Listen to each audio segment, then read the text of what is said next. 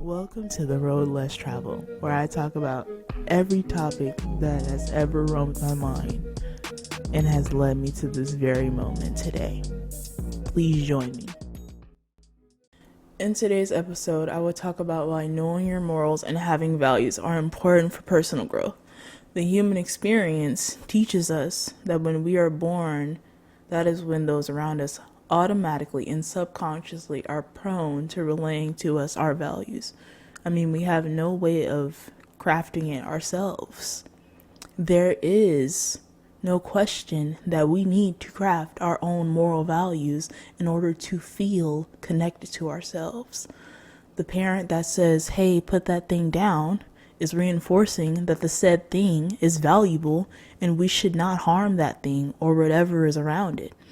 The same goes for those who run the justice system that dictates and says this or that is a wrongful act or this is the right thing to do. And then we sit a bunch of jurors in there and they decide our fate.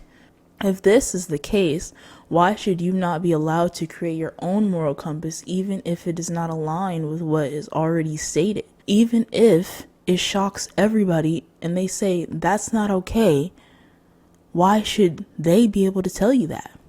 The thing about morality is it shifts when you shift and it adapts to you, but it is up to you to see what fits and what does not. Morality is all about right and wrong.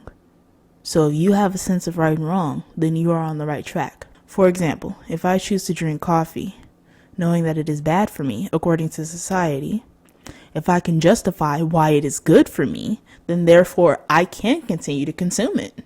Our morals goes hand in hand with our values. If you had no worries or anything standing in your way, what would you carry most often in your character? Seriously, if there was no one getting on your nerves or yelling at you, how would you operate? How would you act without all the pressure? I tell you this because I want you to start crafting your own moral compass. Take a moment and sit tight. Grab a piece of paper or use the notes app in your phone. Google Docs, Word. Honestly, I don't even really like Word. Oh my God, Word is different. Or whatever other method is comfortable, because Word ain't it.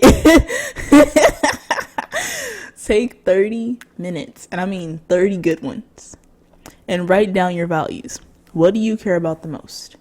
If you do not have a clue what name to give it, then look at a values wheel and choose your top 10 that best resonates. Then, after that, take some time and work on being better at each and every one every day for 7 days. Then you're going to boost it up to 14, and then you're going to just boost it up to 30 days. I will give you an example of one value I work hard at every day without fail. This is the one that I just can't ignore because I have so much compassion and love in my heart. I'm so serious, but I turn a negative reaction and response into a positive regardless. And I start to repeat them out loud over and over again. I used to have road rage. I would not say it was aggressive, but it's still a lot for me to have road rage. I don't like yelling at cars, but I do. I be like, hurry up, go. They can hear me. They can't hear nothing. Have some temperance, okay? If y'all know what temperance is, it's basically taking what you need and leaving what you don't. Not having more than what you need. And basically healing and patience. It all goes hand in hand. I'm usually in a hurry to get from point A to point B. But within my second year of driving, I grew impatient of everyone who drove slow. I know y'all have that whole thing going on. It's a real thing. Road rage is real. I have to get to where I gotta go. And I'm like a defense driver, so I'm like NASCAR out there. It's serious. I take it very seriously. Once I'm out of a parking lot, I am zooming. But anyways, back to the story. I then took a moment, a couple months in, when I noticed this pattern continuing. I was not going to let this be the thing that defined me. And I wanted to work on some stuff to better myself, better my compassion for people.